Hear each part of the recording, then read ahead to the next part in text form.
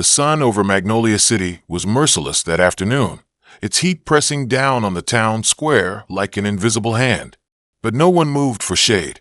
They weren't here for comfort. They were here for a reckoning. Vendors abandoned their stalls. Bankers left their desks. Mothers clutched their children's hands tightly as they joined the swelling crowd. The air buzzed with a strange electricity, half curiosity, half fear. At the center of it all stood Mayor Evelyn Okoro. She was a vision of quiet power, her navy power suit tailored to perfection, gold pin glinting against her lapel, her natural curls swaying gently in the summer wind. She didn't fidget. She didn't blink. Every inch of her said, "I am not here to play." "Sheriff Daniels," she began, her voice slicing through the air like a blade. "You have abused the power entrusted to you. Today it ends." A ripple of shock swept through the square. Phones shot into the air, dozens of recording lenses capturing the moment history might tilt. Sheriff Hank Daniels stepped forward, boots thudding against the concrete stage. He was massive, built like a wall, with sun-scorched skin and a sheriff's hat that seemed glued to his head. Years of unchecked authority had given him the posture of a man who believed he was untouchable. And he was smirking. "You think," Daniels said slowly, letting his words drip like poison, "you can strip me of my badge in front of my people?" He chuckled, the sound low and menacing. "You're making a mistake, Mayor." Gasps. A few nervous laughs. The tension thickened. But Evelyn's eyes didn't flinch. For months, she'd heard the whispers. Immigrant shopkeepers forced to pay safety fees to keep their businesses open. Black teenagers stopped and frisked for matching descriptions that didn't exist. Evidence disappearing from the sheriff's files. But it wasn't the rumors that had brought her here today. It was one face. That face was in the crowd now. A boy, 16 years old, rail thin, his left eye swollen shut and his cheek purple with fresh bruises. His mother stood beside him, holding his hand so tightly her knuckles whitened. Tears streaked down her cheeks, dripping onto her faded church dress. Evelyn's jaw tightened. That boy could have been her son. He had been walking home from school with a backpack full of books when Daniel's deputies stopped him for looking suspicious.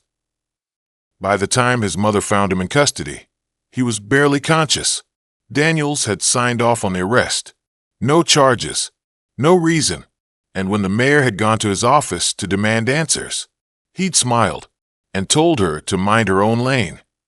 Today, she had stepped out of that lane and into his. "Your badge," Evelyn said now, her voice ringing clear enough for the microphones to catch, "is no longer a shield for your corruption." Daniel's eyes narrowed. He spat on the ground. "You think these people care about your speeches? They've seen my work. I keep the city safe." A man in the crowd shouted, "Safe for who?" Murmurs turned to grumbles, grumbles into shouts. Evelyn raised her hand, calming them. "Safe for those who pay you. Safe for those who look like you. But for the rest? For the mothers burying sons, for the shopkeepers living in fear. You've been the predator, not the protector." Daniel stepped closer, close enough that their shadows tangled on the stage. He lowered his voice so only she could hear. "You're new in this game, Mayor. I've been here 20 years. You think they're going to side with you? You think the law works for people like us?" The us in his sentence dripped with something ugly, something Evelyn knew too well. She smiled faintly, but it was the kind of smile that said you just sealed your own fate. "This isn't about sides, Sheriff," she said. "This is about the truth. And the truth is standing right there." She pointed to the boy in the crowd. All heads turned. Daniel's face twitched. "This is ridiculous," he began, but the crowd was already rumbling. Phones zoomed in on the boy's bruises. A woman whispered, "That's Linda's boy." Someone else muttered, "If they did that to him, they could do it to any of us." Evelyn seized the moment. "I have here," she said, holding up a brown envelope. "Affidavits from 6 business owners, sworn testimony from 3 deputies you threatened, and video evidence from last week of you ordering that boy's arrest." The square exploded with noise. Daniels tried to snatch the envelope, but Evelyn stepped back, handing it instead to a waiting state investigator standing off to the side. "This," she said loudly, is the end of your reign, Sheriff Daniels." For the first time, his confident grin faltered. The crowd sensed it, like lions smelling blood. A chant began in the back, slow but growing. "Justice! Justice! Justice!" Evelyn let it swell until the sheriff's face turned crimson. Then she delivered the final blow. "By the authority vested in me as mayor of Magnolia City," she said, "you are hereby dismissed from duty, effective immediately." The words dropped like a gavel. Daniels ripped off his badge and flung it onto the ground. His jaw clenched so tight a vein pulsed in his neck. He glared at Evelyn, a look that promised this wasn't over. But for today, in the scorching heat of the public square, the people had seen the unmasking, and Evelyn Okoro had lit a fire that was not going out. 3 nights earlier, rain streaked down the tall glass windows of City Hall. Magnolia City's skyline glimmered in the distance, but inside the mayor's office, the light was dim and heavy. The only glow came from a desk lamp, casting long shadows across stacks of documents. Mayor Evelyn Okoro sat hunched forward, elbows resting on polished mahogany, a steaming cup of coffee untouched beside her. Her natural curls, now slightly frizzed from the humidity, framed her face in a soft halo. But her eyes were hard, fixed on the file in front of her. Her assistant, Malik Johnson, slipped in through the side door, glancing over his shoulder as if he'd been followed. He was tall and lean, dressed in a simple black hoodie and jeans, not his usual suit. He looked like a man on the run. "Mayor," he whispered, sliding a thick manila folder toward her. "I got them, but you didn't hear that from me." Evelyn's hands trembled as she flipped it open. Inside, crime scene photos, mugshots, receipts, and lists that made her stomach churn. The first image hit her like a fist. Jacob Willis, a 17-year-old boy, bruised and bloodied, his left eye swollen shut. Evelyn had attended a school scholarship award ceremony just 2 months ago. He was supposed to be starting college this fall.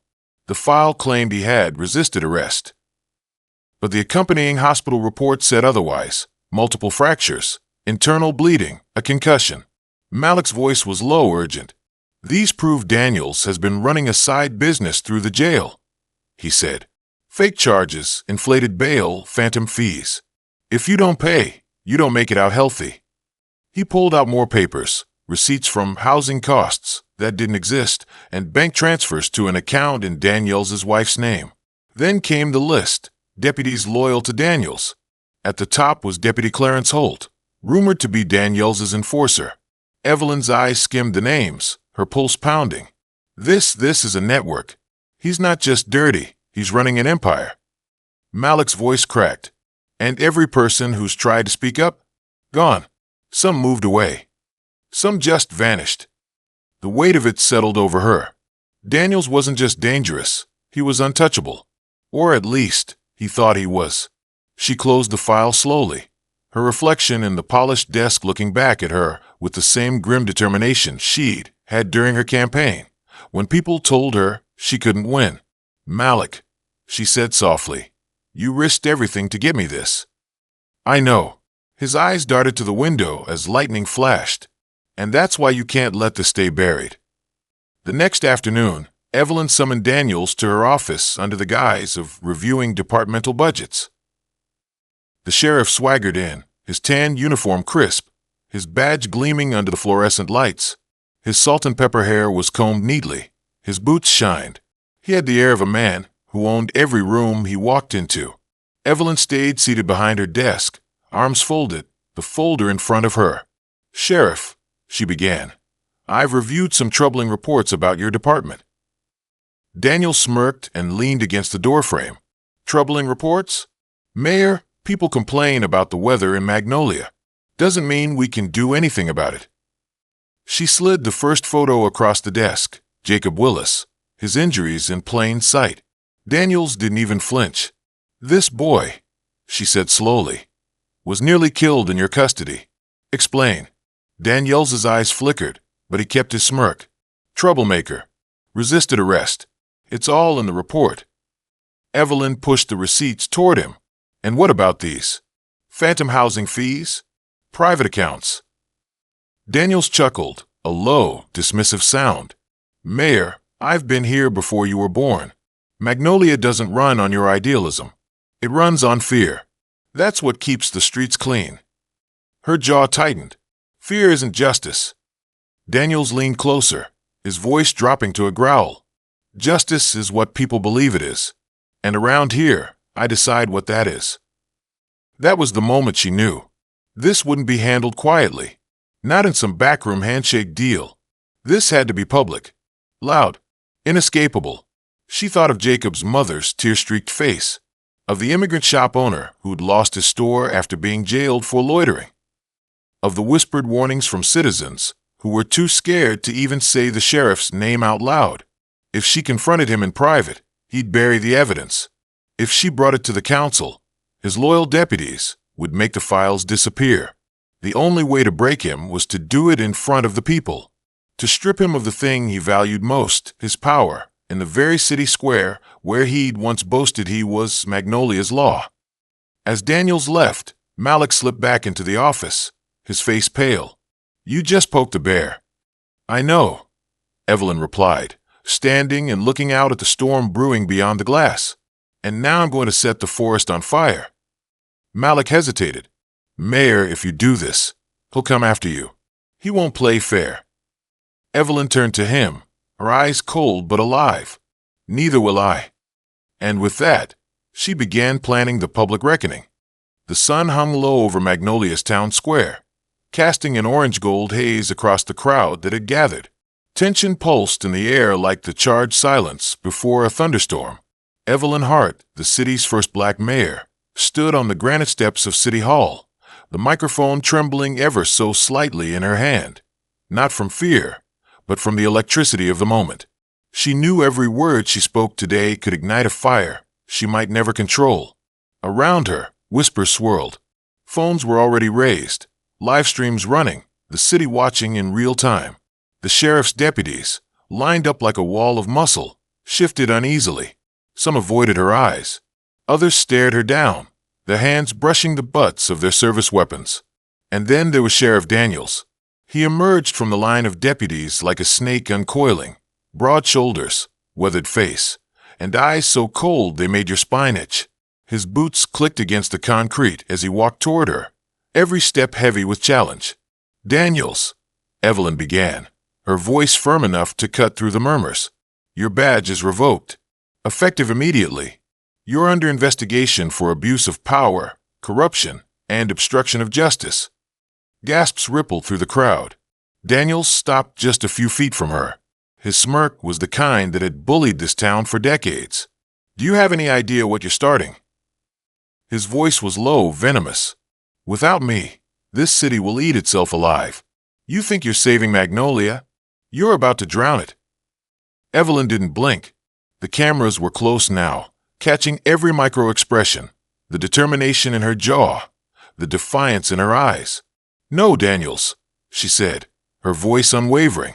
Without you, this city will finally breathe. The crowd erupted, some cheering, others shouting in anger.